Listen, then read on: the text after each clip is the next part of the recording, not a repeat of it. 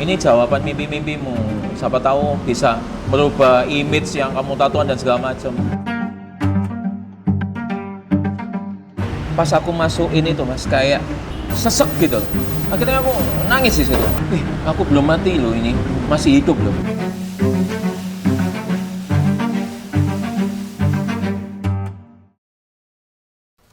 Kadang, yang kita cari dari sebuah rasa bukan cuma enaknya, tapi kenapa rasa itu bisa ada. Hari ini tim Cimni lagi ke tempatnya Chef Bagus, alumni MasterChef Indonesia Season 2. Katanya lagi ada beberapa menu yang lagi dikembangin. Bukan cuma soal bikin makanan enak, tapi gimana satu menu bisa punya cerita di baliknya. Di akhirnya, yang kita ingat bukan cuma rasanya, tapi momen kecil yang ikut tinggal di dalamnya.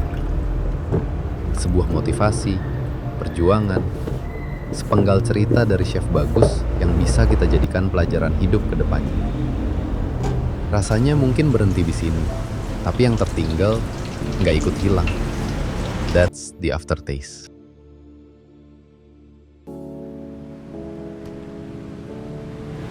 Assalamualaikum, Chef Bagus. Waalaikumsalam. Gimana? Sehat ya? Alhamdulillah, Chef Bagus sehat ya? Alhamdulillah sehat. Nah, Chef, Ya. aku itu lagi ingin menikmati masakan Timur Tengah yang katanya viral. Tapi kalau viral kan nggak cukup. Tapi karena Chef Bagus yang masak, aku Iya. penasaran gitu. Oke. Aku mau pesen, Chef. Boleh? Oke, menunya apa aja, Chef, yang spesial? Kalau spesial ini kita ada Arabian fried chicken, Oke. kayak yang di Arab-Arab. Ada nasi goreng kambing, tapi Oke. pakai basmati. Basmati? Ya. Boleh deh, aku pesen Oke, dua ya, dua. kita makan bareng. Siap. Sama aku mau nagih janji kita untuk kolaborasi menu. Boleh, hari Oke? ini ya, langsung Oke, ya. yuk, Gas. Oke, yuk. siap. Ayo. Oke, Chef. Kita mau buat apa hari ini? Untuk pairing minumannya. Aku pengennya sih kebayang itu milky kurma. Milky kurma satunya, Kalau bisa yang seger-seger tapi tetap pakai kurma. tetap pakai kurma. Iya. Oke, ini tak bawain sirup madu. Oh, dari Ciko, Chef. pas. Nah, Ya. jadi kurmanya dapat, Madunya juga dapat. Iya, memang kalau supaya di bisa di-balance gitu. Iya, kalau di sana itu milky kurma pasti ada madu sama ngambilnya manisnya dari kurmanya. Oke. Nah, kalau sodanya nanti bisa pakai kurma juga, pakai madu terus baru pakai soda. Oke, kita Iya, coba ya, Chef segar. ya. Chef, ini udah berapa lama sih, Chef? Ini pas tahun, Mas. Pas tahun Pas ya? hari ini setahun. Soalnya aku taunya dulu kan Chef Bagus di yang Nah, brand satunya brand kan. satunya. Setelah Oke. dari sana bikin Oke. sendiri ini. Oke. Awalnya sih konsepnya gerobakan, Mas. Awalnya gerobakan. Gerobakan, terus ada temen nawarin tempat ini. Oke. Ya, ayo bikin di tempatku untuk masalah presentasi nanti dulu, yang penting jalan dulu. Yang penting Ya jalan wis. Aku gas, sekarang akhirnya punya dua, alhamdulillah. Alhamdulillah.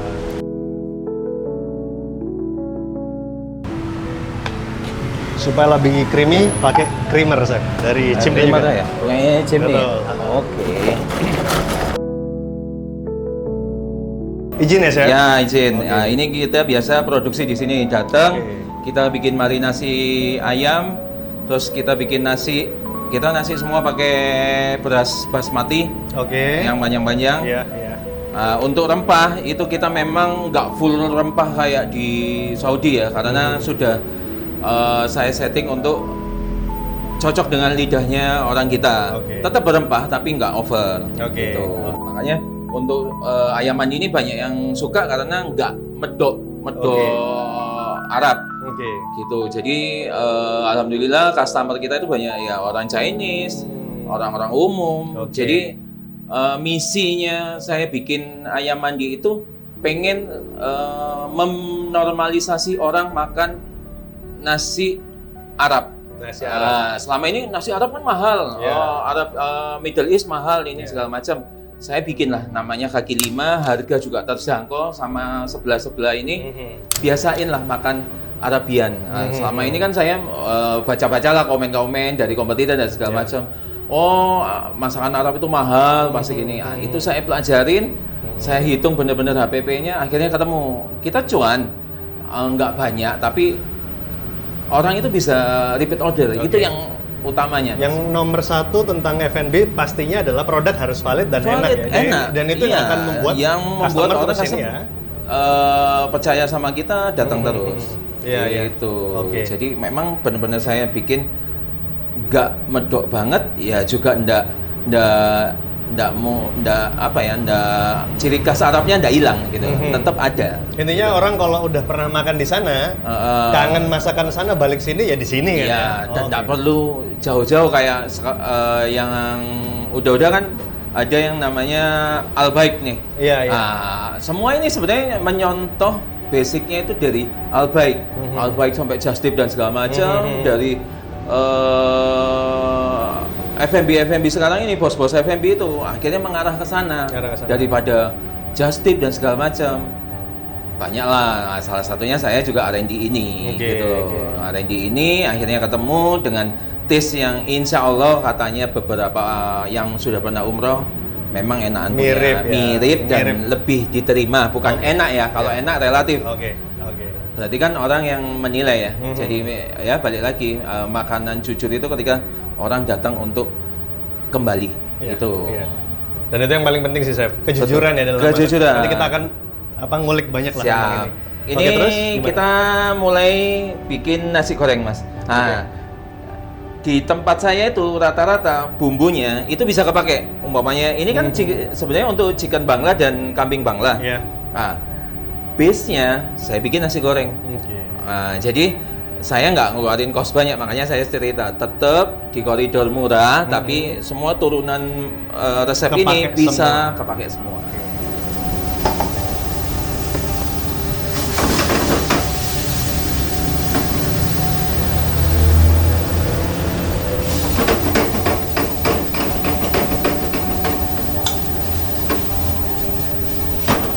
Kalau di nasi goreng hanya tambah cuman garam masalahnya aja.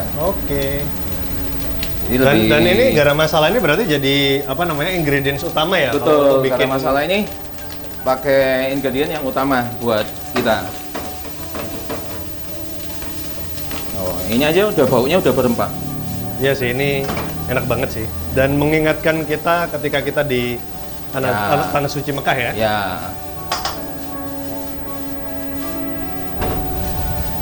Kalau kambingnya ini, aku itu pakai bagian paha. Supaya kenapa Chef kok harus paha?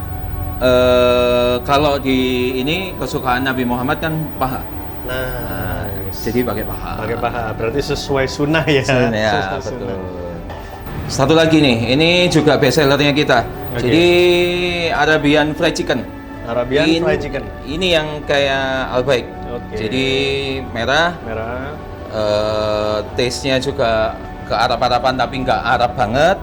Dan ini kalau boleh tahu dimarinasi berapa lama, Chef? Marinasinya itu cuma 30 menit. 30 menit. Cuman saya punya rahasia marinasi. Yang orang-orang jarang memperhatikan itu, Mas. Di sini pokoknya harga murah, kualitas terjamin. Kualitas orang nggak perlu takut ya buat kesini ya. Dengan sama di tempatku juga ada kismis dan. Nice.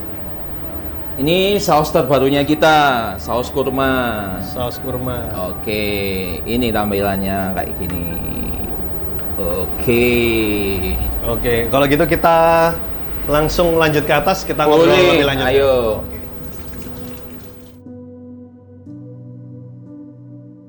Perjuangannya kayak gimana sih, Chef? Boleh nggak diceritain sebelum mulai ini semua, sebelum masuk ke Master Chef bahkan? Itu kayak gimana?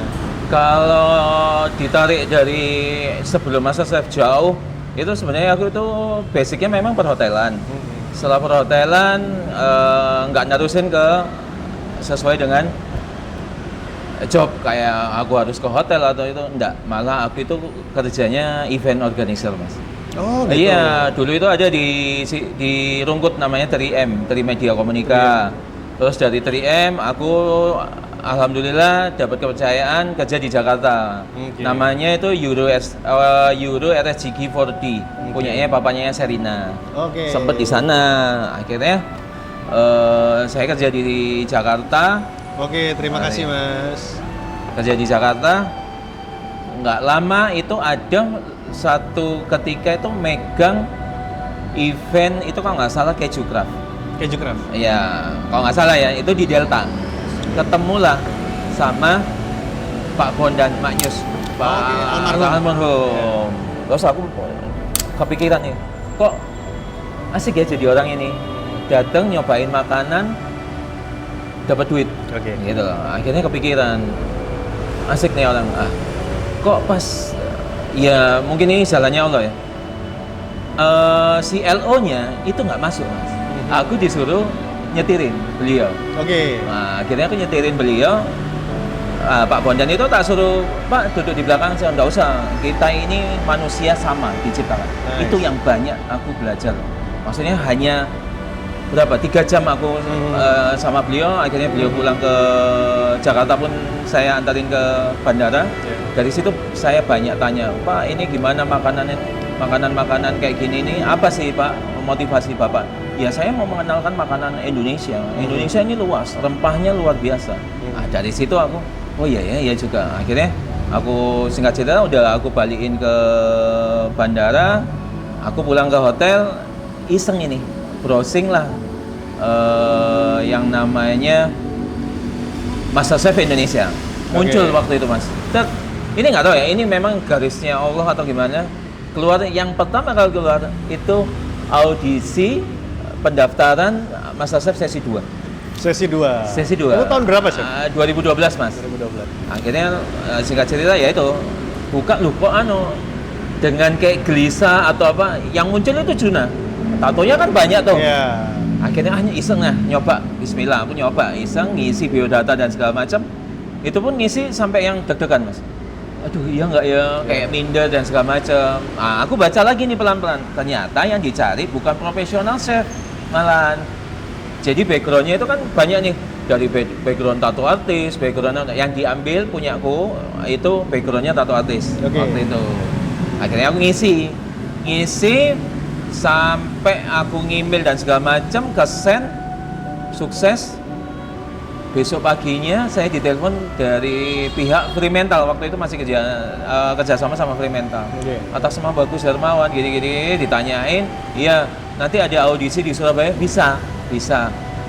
Wah kayak nggak percaya gitu. Akhirnya ya Ustaz, Bismillah, mungkin ini jalannya ya. Sampai ketemu di audisi. Di audisi itu aku bawa rawon Mas. Aku masak rawon, khasnya Surabaya kan rawon. Iya. Masak rawon.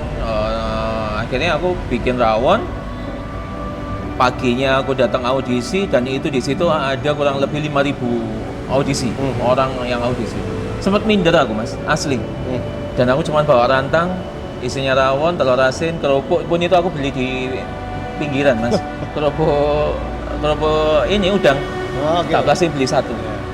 Datanglah aku ke audisi waktu itu di ini Gedung 45, Mejen Sungkono.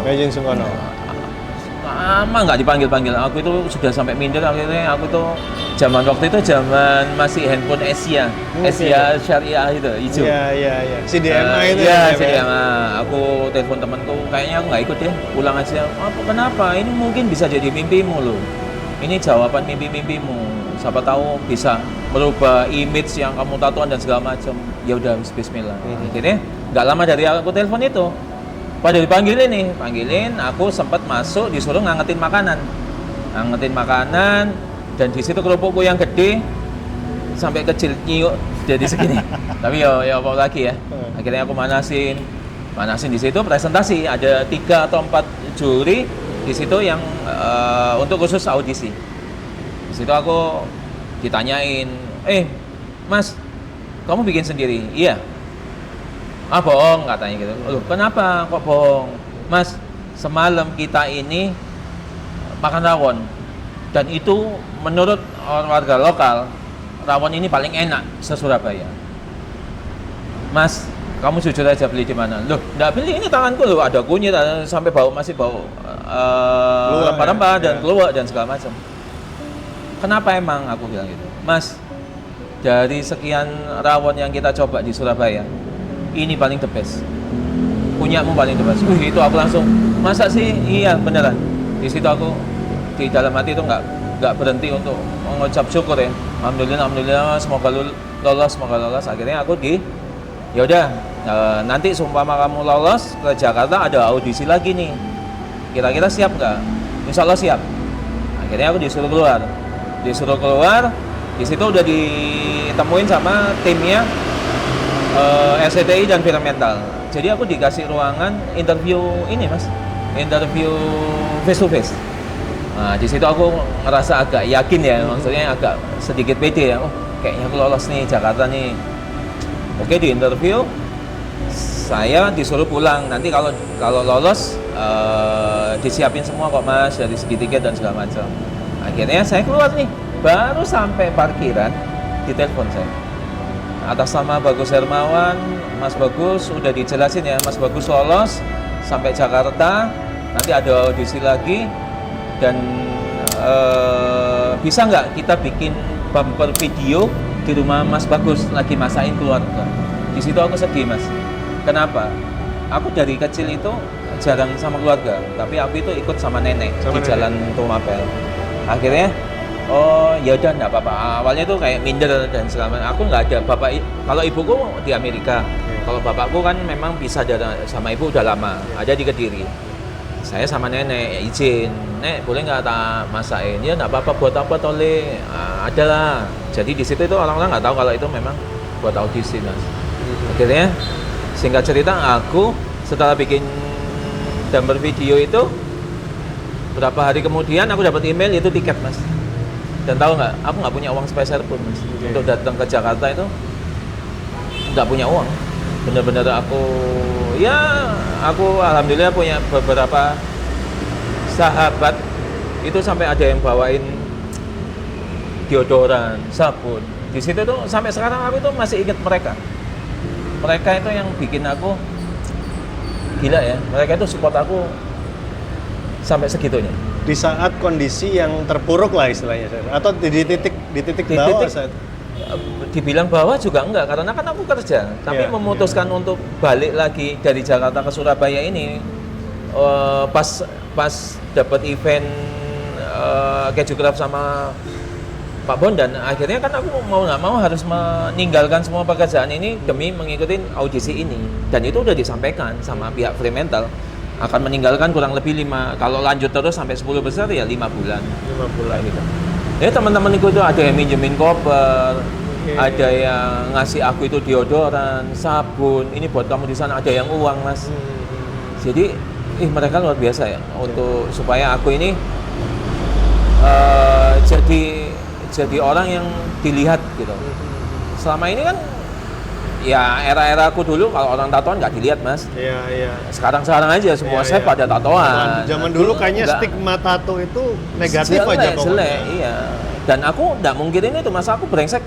Aku brengsek narkoba dan segala macam. Iya memang. Cuman di satu ketika ada lah orang itu yang pengen, aku pengen berhenti deh kayak gitu. Cuman yang waktu yang benar-benar aku sampai sekarang ingat itu ya itu teman-temanku yang support berangkatlah aku ke Jakarta. Ngeprint itu sampai dedek aku mas, ngeprint aku antara percaya nggak percaya, ngeprint tiket. Terus aku tak tanyain lagi, ini masalah tiket gimana? Nanti aku kalau nggak lolos, aku ini pulang gimana? Sampai kayak gitu. Tenang aja Mas Bagus, semua sudah dipersiapkan. Kalau tidak lolos, Mas Bagus akan pulang dengan biaya dari pihak SCTI dan Firmental. Ya wis aku berangkat. Sampai sana audisi lagi. Totalnya 5.000 lagi atau 8.000 gitu. Waktu itu aku masak nasi goreng pete. Nasi goreng pete. Iya, nasi goreng pete yang waktu itu aku itu tipe orang yang nyari tahu dulu mas. Oh Mas Asef ini apa, curinya apa. Nah, ternyata Juna ini kan suka banget sama pete. Akhirnya aku bikin nasi goreng pete. Cuman aku pakai paprika gitu, digarnish. Ini waktu presentasi Marinka, yes, Chef Deacon no, terakhir Chef Juna. Aku ngasih kamu ini, tapi satu, kamu harus jadi yang terbaik. Sama satu, jam tanganmu lepasan. Jadi dia nggak suka jam tangan warna-warni. Kalau aku gitu. suka, ya. Oh kenapa Chef? Nggak tahu. Jadi jam tanganku waktu itu pakai G-Shock warna merah. Jam tanganmu ganti, jangan pakai ini. Gitu mas, aku membuktikan selangkah lebih ya daripada yang lainnya. Yang lainnya itu datang pakai asisten dan segala macam. Aku itu enggak, ya single saya fighter lah ya. fighter. Ke Jakarta ya aku pernah kerja di Jakarta, aman lah kalau Jakarta itu buat aku aman. Akhirnya aku lolos nih Mas, dapat apron putih. Nah, yang masuk itu kalau nggak salah di galeri itu 60 atau 50 besar. Nah, di situ awal mulanya Mas.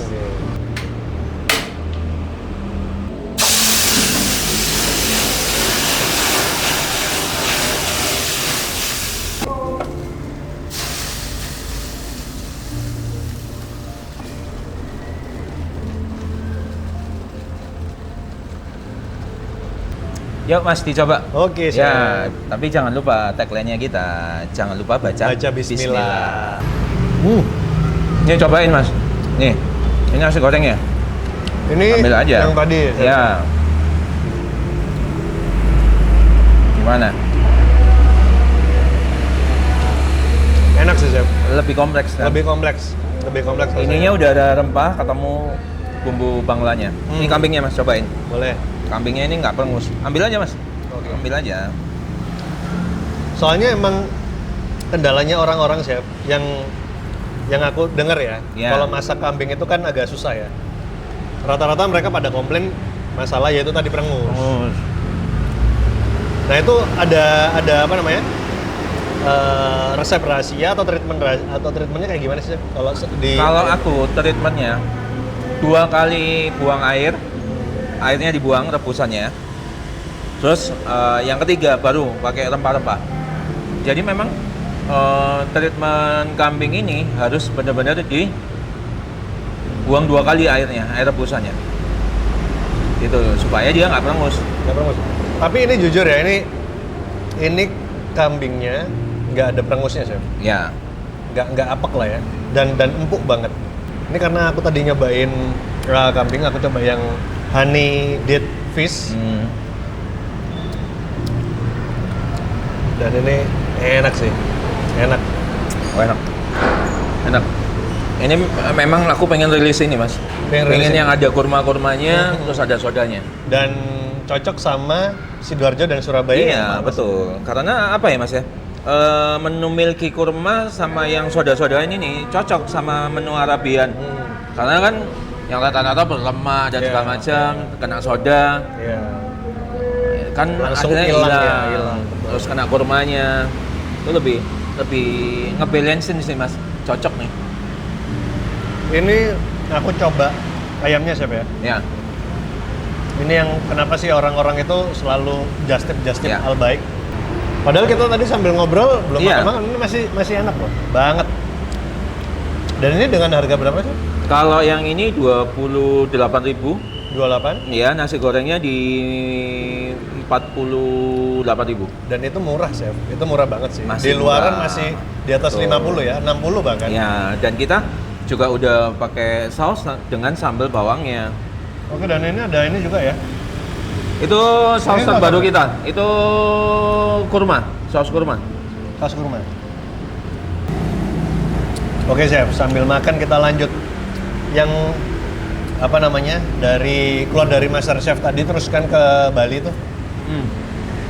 Habis itu ngapain, Chef? Balik lagi ke Surabaya, bikin usaha langsung ini atau apa? Enggak.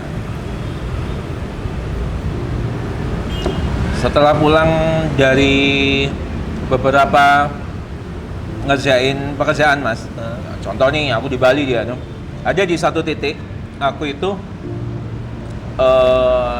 yang namanya star syndrome ya Mas ya. Star syndrome, aku ngerasa itu Mas, ngerasa star syndrome apa-apa itu orang ngelihat orang itu pakai hidung gitu, siapa sih kayak gitu. Itu aku jujur aja, aku ngakuin itu. Aku pernah di titik yang star syndrome. Akhirnya di satu ketika aku itu punya problem yang menurut aku itu ya inilah titik yang aku nggak punya apa-apa.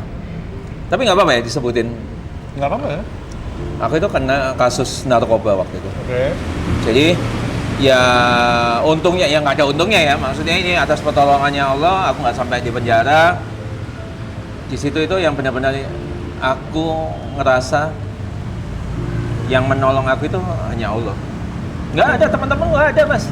Teman-temanku semua. itu pada ngomong kayak gini, yang lucunya nggak perlu tak sebut, yang lucunya kamu nggak usah bawa-bawa aku ya, itu padahal satu manajemen sama aku. Jadi setelah itu aku memutuskan untuk balik ke Surabaya, Mas. Ke Surabaya karena aku nggak punya apa-apa. Itu benar-benar nol. Aku hanya punya uang 1 juta. Zaman waktu itu hanya punya iPhone 5 waktu itu ya. Duit 1 juta, iPhone 5, dan saya balik ke Surabaya dengan naik Vespa. Oke.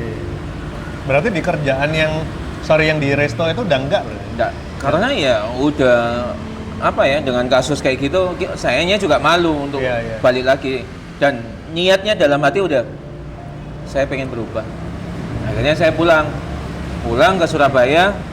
Awalnya malu, saya nggak jujur. Kenapa? Oh iya, lagi ada kerjaan di Surabaya dan segala macam. Akhirnya namanya orang tua, waktu itu saya nyoba ke bapak, aku boleh numpang nggak? Sampai ya itu aku benar-benar tidak punya pekerjaan, ke Surabaya benar-benar nol. Akhirnya saya berusaha untuk balik sama Allah, Mas, memperbaiki ya dari sholat aja dulu. Saya memperbaiki sholat, di situ mulai nyari tahu tentang kajian-kajian, mulai kebetulan kan aku punya kembaran namanya Bagas, dan beliau ini pertama kali juga hijrah, yang menyarankan saya hijrah, menyarankan untuk tinggalin semua dunia yang nggak baik buat kamu. Di situ kita pulang bareng itu ke Surabaya, pulang bareng, boncengan naik Vespa, 2 hari 3 hari 2 malam waktu itu, Mas. Terakhir itu di Mojokerto, benar-benar uang habis nol. Aku hanya punya jam tangan, tak taruh jam tangan itu ke tukang bensin supaya bisa nyampe di Jalan Tumapel, rumahnya nenek. Dan itu nggak nyampe, Mas, sampai Raya Darmoto, habis lagi nonton aku, Mas. Nonton sampai rumah, dan sampai rumah pun itu kita beragak, kita nggak ada masalah. Ya namanya orang kan pasti kok ini seminggu 2 minggu. Akhirnya aku di situ sambil cari tahu, Bismillah, kata kembaranku, perbaiki sholat dan segala macam. Akhirnya tahu majelis ilmu, ada beberapa kajian, aku datang, dengerin dari YouTube dan segala macam. Alhamdulillah aku mulai agak mantep nih, walaupun masih ngerokok juga waktu itu, masih ngerokok. Akhirnya pas dengan anunya jalan, nenekku meninggal. Nenekku itu yang biasa ngurusin aku, yang di Surabaya itu, meninggal. Waktu itu saya ikut turun pas makamin ke dalam. Di situ, Mas, aku kejawab semua, maksudnya apa ya? Pendosa seperti aku ini mungkin sama ya, yang di luaran sana nanti itu pasti ngerasain kayak aku, seorang pendosa yang nggak pernah sholat, nggak pernah yang tahunya yang namanya agama. Ketika hanya menguburkan saja, kalau hati kita ini udah kebuka ya, kan awalnya tadi kan udah mulai cari tahu tentang kajian, udah memperbaiki sholat. Pas aku masukin itu, Mas, kayak kehimpit, jadi kayak yang sesek gitu. Akhirnya aku nangis di situ, aku keluar, wih kok kayak gini ya? Wih, aku belum mati loh, ini masih hidup loh. Ya di situ aku malah mulai berhijrah. Chef, sorry, tak potong. Sambil Chef cerita, aku sambil makan nggak apa-apa ya? Nggak apa-apa. Ini soalnya enak banget sih. Ya, ngomong aja. Jadi di Tresno itu dengan gaji jauh dari Bali, Mas. Dengan gaji itu 2 juta, perjalanan 1,5 jam, Mas. PP aku tiap hari. Karena apa? Saking pengennya aku punya pekerjaan yang halal, yang benar-benar aku bisa ke kajian, aku bisa bisa beribadah yang tanpa larangan. Nah, habis Tresno, diliriklah saya sama ada restoran namanya Porongwe Chinese food. Oke, tahu. Lumayan gede di Surabaya. Di sana aku juga akhirnya naik 500. Dari situ dilirik lagi nih sama restoran di sini mana di Candi, namanya Hoops Car Wash. Jadi cafe and car wash. Dia bikin baru dari awal. Nah, di situ mulai nilaiku itu udah mulai gede. Dari situ saya ngerjain hampir 3 tahun, paling lama itu 3 tahun. Setelah itu ada orang datang ke aku. Jadi dia pengen tahu kenal chefnya dan segala macam, ditawarin aku. Mas, bisa bantu kita nggak? Nah, orang ini memang usahanya F&B mas, keluarganya F&B memang. Jujur tergiur dengan nilai ya mas ya. Akhirnya aku pindah hanya setahun. Nah, dari setahun itu saya dapat tawaran restoran Arabian Food. Oke, saya tahu itu chef. Ya, Arabian Food besar di Surabaya. Ya. Awal mulanya Saya juga pernah makan kok chef. pernah Ya. ya.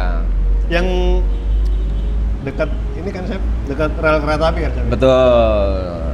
Nggak tak sebutin brand ya. Iya. Soalnya saya datang makan waktu itu atau ya memang lihat di sosial media, oh sekarang chefnya chef bagus. Iya. Makanya pada tertarik untuk Iya, nyobain gitu. betul. Akhirnya di situ aku ditawarin. Awal nggak langsung aku terima mas. Aku itu takut karena apa? Basicku itu Western, Indonesian food, fusion. Nah ini Arabian. Dari Arabian ini saya bilang sama teman, sorry, aku belum bisa. Ini viral loh ini resto, bagus loh ini. Nanti kecewa lagi sama aku. Terus salah bantuin temanku ini, sahabatku ini. Akhirnya ya udah temuin dulu orangnya. Ketemulah di Sidoarjo sambil makan bakso waktu itu. Ya ngobrol, ini owner langsung yang nyamperin saya. Ownernya nyamperin, nawarin. Saya butuh, tapi kalau aku sendiri tuh pengennya cuman konsultan, tapi beliau mintanya in-house. Ya udah, saya boleh nggak lihat dapurnya, lihat lokasinya dan segala. Boleh. Kapan saya bisa datang langsung ya? Oke, datang. Akhirnya kita ngobrol tuh, ada obrolan. Oh mas, ini harusnya ini tata letaknya gini. Oh ini harusnya gini. Saya kasih tahu, mas, aku konsultan aja. Tapi kalau mas pengen aku yang megang, kasih aku waktu. Karena tipe saya mas, setiap mau jadi konsultan apapun itu, saya harus belajar dulu. Minimal aku 3 hari itu cari tahu tentang Arabian. Minimal aku tahu basicnya aja. Biar nanti bawahanku ini nggak jadi ngajarin aku malahan gitu. Akhirnya aku punya fondasi dulu minimal.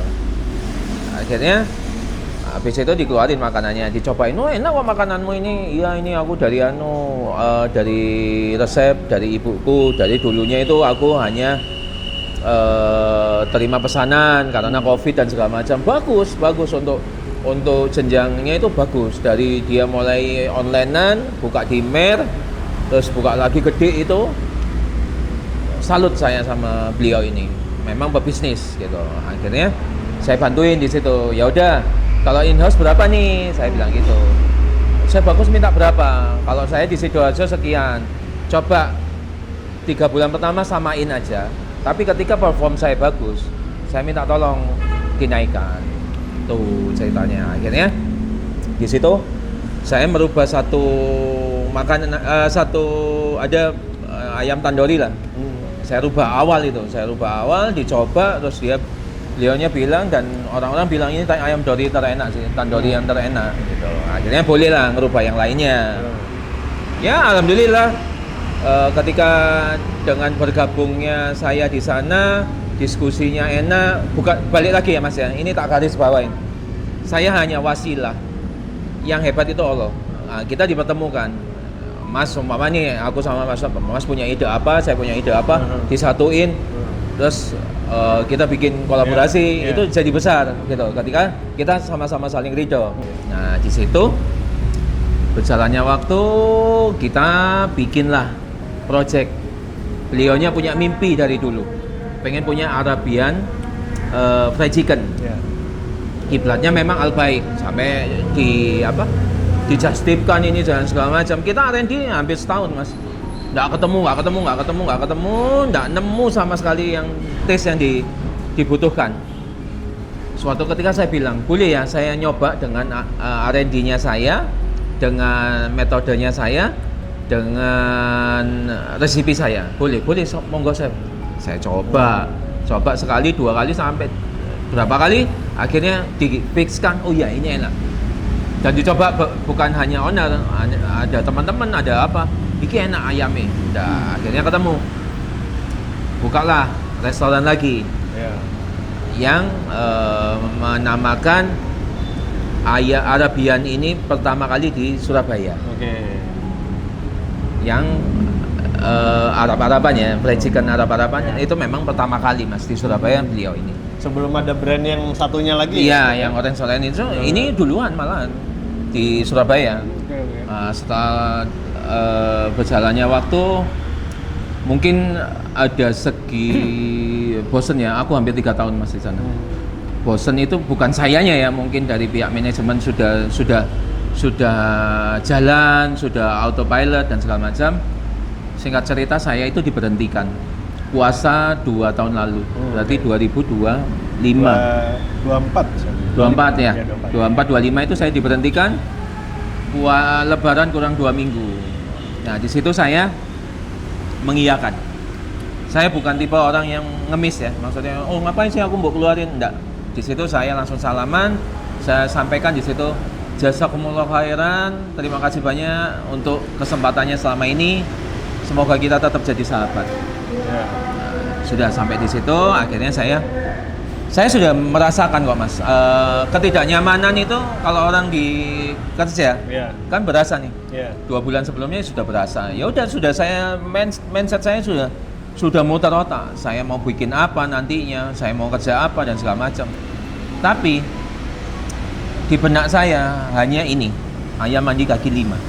Di hati kecil saya yang terdalam ini, ayam mandi kaki 5. Wis nggak apa-apa gerobakan dan segala macam. Aku nggak pengen besar kayak mereka, enggak. Karena aku nggak punya modal. Aku waktu diberhentikan aja aku nggak dapat apa-apa. Gitu loh. Mau bikin apa? Pesangon yang nggak dapat, ya kan? Kalau harusnya kan 2 tahun lebih pesangon dapat dong. Cuman ya wis tak ikhlasin. Balik lagi Mas. Ketika kita ikhlas lillahi ta'ala karena Allah, dibalasnya itu berlipat-lipat. Dan itu janji Allah. Janji Allah. Kalau aku boleh cerita, aku selalu pengen nangis karena apa? Ketika aku kayak diremehin gitu ya. Saya bagus wis tuwek, tua menurut kamu. Tapi alhamdulillah di sini setelah saya keluar dari si brand ini, alhamdulillah Mas, banyak yang tak pegang. Ada Wisma Garden di Gresik, ada saya bikin proyekan namanya Halal Express, terus ada ayam mandi, terus ada Ivania, belum yang kecil-kecil saya bantu. Di situ saya yakin janji Allah itu dibayar tuhnya ketika kita ikhlas. Betul Sir. Dan ini enak sih, saya maksudnya secara potensi harusnya ini bisa besar gitu loh. Iya. Cuman memang saya yakin di F&B kan kita harus pelan-pelan ya. Pelan-pelan. Saya nggak mau tipe yang langsung menggurita tutup gitu. Saya nggak mau. Saya pengen bisnisnya ini long term Mas. Menikmati proses dan bermanfaat banyak orang. Itu poinnya Sir. Iya. Nah, kita ngomong-ngomong kebermanfaatan dan seterusnya Sir. Apa sih filosofi dari nasi ayam mandi ini sendiri kalau dalam kehidupannya Chef Bagus sekarang? Saya tuh pengen, ya balik lagi ya, sosok yang ibaratnya yang, ya ini saya ngambil kesimpulannya aja, mungkin saya salah ya saya minta maaf. Mungkin orang yang sudah tua ini sudah nggak bisa ngapa-ngapain. Tapi contoh batu akik, ketika batu ini digosok dengan bagus, akhirnya jadinya bagus. Ketika kita di tempat yang bagus dan diterima dengan bagus, akan jadi bagus. Jadi aku itu pengen ayam mandi kaki 5 ini jadi trendsetter baru untuk semua kalangan, membiasakan makan makanan Arabian food, entah itu kambing, entah itu ayam, itu terbiasa pagi, siang, sore, makanya itu Arabian food. Oke. Nah selama ini kan hanya terkotak-kotak mas. Iya, iya. Karena apa? Mahal. Iya. Makanya saya pengen punya misi, nggak usah mahal, tapi terjangkau, orang banyak yang mau. Gitu. Istilahnya gitu. Mimpi saya itu. Semua orang biar, oh nasi mandi ini ya. Saya di sini bisnis juga nggak ngancurin ya mas ya. Orang saya dengan harga segini cuan kok. Iya. Saya nggak ngancurin dan saya nggak pernah ngancurin siapa-siapa. Oke, berarti ini itu jadi motivasi chef selanjutnya ya untuk bikin ini. Iya. Ya, tapi menarik kalau kita bahas Google Review, Chef. Iya. Di zaman sekarang ini teknologinya kan masif, Chef. Iya. Tapi orang ketika diberikan kesempatan untuk bisa berdemokrasi, Iya. itu malah jadi kadang-kadang melenceng gitu ya. Betul. Iya kan? Contohnya yang sering kita hadapi di dunia F&B itu masalah Google Review. Iya. Tidak banyak, tidak sedikit rekan-rekan saya yang pelaku F&B juga itu khawatir tentang hal ini. Iya. Jadi mereka sudah konsentrasi benar-benar untuk R&D makanan, Iya. tempat juga udah dibenahin, keluar duit banyak, tapi bisa dapat bintang 1 sih. Iya. Menurut saya bagus gimana? Itu yang jadi masalah juga buat saya juga. Ternyata sama ya? Sama. Jadi gini mas, kita itu kan bikin satu unit usaha. Kita nggak tahu nih ke depannya ini bakalan viral atau enggak. Karena ketika viral pun kita sudah menyiapkan namanya plan A, plan B, plan C, iya kan mas? Maksud saya untuk semua nih teman-teman atau yang nonton atau yang pernah makan dengan tidak sesuai dengan harapannya dia, harusnya teman-teman ini ngertiin gitu loh. Posisi kalau di F&B ini ada yang namanya honeymoon period 1, 3, 6 setahun. Nah, kalau kamu datangnya di bulan pertama, otomatis pelayanan itu akan jelek. Jelek itu dalam artian ada yang terlambat, ada yang kehabisan, ada yang sejam ditutup nanti buka lagi. Itu terjadi mas. Jadi aku pun kayak gitu, mending saya tutup sejam buka lagi karena preparation supaya bagus, itu pun masih dikomplain saya. Gitu loh. Nah, kalau saya pun suka makan mas, di mana-mana itu kan memang keliling suka makan ya sama. Saya bukan nggak melek soal Google Review ya. Saya paling nggak mau nulis Google Review. Kenapa? Di situ itu satu restoran itu bisa jadi menghidupin banyak orang. Ya. Ketika dia udah investasi 1M, beberapa orang ngasih bintang 1 review jelek, otomatis mas dropnya itu bisa 50%. Iya, iya. Nah maksudku buat calon-calon yang mau makan nih ke depannya, mending kamu sampaikan langsung ke manajernya atau kamu sampaikan ke waitersnya, pasti diganti. Saya pun kayak gitu mas di sini. Sampai saya pernah dikomplain belum siap viral akhirnya jelek. Maksudnya pelayanannya lama. Masa makan gini nunggu 1 jam? Sampai saya WA. Mohon maaf ibu tunggu di rumah, duduk manis. Makanan ini akan datang ke rumah ibu tanpa bayar. Saya sampai ngeterit seperti itu mas. Betul. Karena mungkin gini sih, viral itu kan sebenarnya adalah sebuah dampak ya. Iya betul. Kita sendiri sebagai pelaku F&B juga nggak tahu akan ada dampak itu kan. Itu kan Betul. secara random gitu kan. Nah, kebetulan di saat kita pengen memulai ya, pengennya kecil-kecil yang penting berkah gitu kan. Betul. Tapi ternyata audiens ini menyambut dengan masif, akhirnya jadi viral. Ya. Nah, sisa-sisa orang ini yang tidak mau mengerti sebetulnya. Betul. Maksud saya kalau kenapa sih harus bintang 1? Kenapa nggak disampaikan langsung ya? Iya. Saya rasa semua pelaku F&B pasti akan ngerti kok. Bisa Iya. nge-treatment pelanggan dengan pelanggannya pasti di baik. treatment kok. Aku sendiri kadang kalau di sini tak treatment mas. Kadang anak-anak tak telepon, ini ada yang WA ke aku, tolong kirim sekarang ini alamatnya, sampai ya mereka dengan ya oh iya chef memang beda nih kayak gini ya, mohon maaf ya. Insya Allah kedepannya kita lebih bagus. Mohon maaf saya sampaikan karena ini saya baru buka. Wajar yang ya saya jelaskan lah, yang di situ namanya ada honeymoon period, itu yang ibu datangnya jam makan siang pasti rame. Kalau datangnya jam makan malam ya pasti rame. Apalagi zaman-zaman awal-awal saya buka viral, ya wis antri-antri mas, mau nggak mau. Saya dapat bintang 1 sering. Sering, beberapa restoran yang saya pegang juga banyak. Dan konon mas, beberapa teman juga tak tanyain, itu rata-rata ada juga yang nggak real loh mas. Iya buzzer chef. Jadi Itu buzzer. dari kompetitor memang ya mungkin nggak tahu ya sebab musababnya apa, tapi ada memang jasa buzzer untuk Ada ya kan? ada. Saya kemarin juga habis ngobrol-ngobrol di Threads gitu. Ternyata memang ada.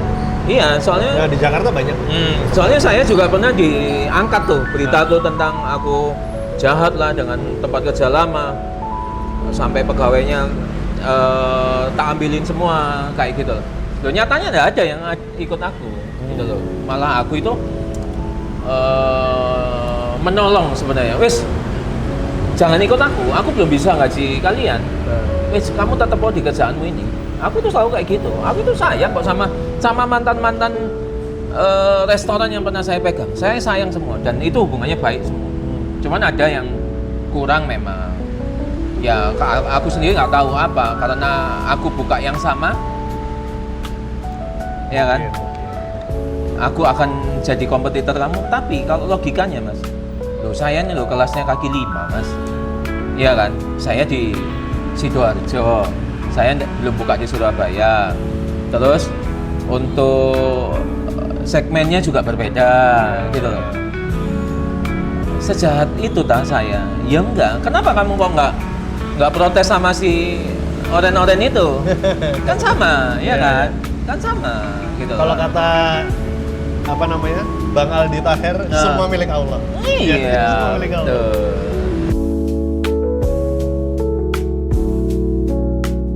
Oke chef, sebelumnya terima kasih. Ini Sama-sama. makanannya enak banget dan semoga ini menu segera tayang dong. Oh iya, pasti dong. Harus di launching. Di launching. Nanti kita tinggal apa lagi nih ya kolaborasi selanjutnya. Boleh. Tapi sebelum itu chef,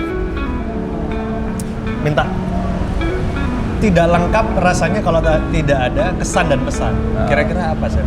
Buat teman-teman pelaku F&B sekarang atau siapapun deh yang sekarang lagi berjuang. Nah, kalau aku sih ya tak balikin lagi kayak aku dulu ya. Satu, jangan pernah nyerah. Semua itu pasti ada ujiannya. Ujiannya itu pasti ada yang namanya jawaban. Pokoknya intinya ikhtiar aja terus. Coba, gagal coba, gagal coba. Tapi bukan hanya coba-coba ya, yang benar-benar valid. Contoh nih mau bikin makanan apa nih? Pikirkan dulu apa konsepnya, mau mainnya ke apa? Ayam. Ya udah kamu pikirin ayam ini mau dibikin apa. Baru kita pasarkan. Pesanku fokus sama satu dan jadiin satu produk ini akan bisa selalu hidup sampai nenek, kakek, cucu, cicit. Itu tetap jadi branding yang memang dicari orang. Jadi ini F&B zaman dulu mas. Iya. Contoh Bu Rudi gitu. Bu Rudi dari sampai Bu Rudi muda sampai Bu Rudi tua sampai punya mungkin nanti sampai anak cucunya kayak gitu. Itu salah satu yang saya pengen mas, punya branding yang nggak usah mulu-mulu tiap bulan aku harus 1M, enggak, stabil, rasanya stabil, jaga kualitas, itu aja. Yang penting semangat. Yang penting, yang paling penting chef, jangan lupa baca bismillah. Baca bismillah chef. Oke chef, terima kasih banyak chef. Sama-sama mas.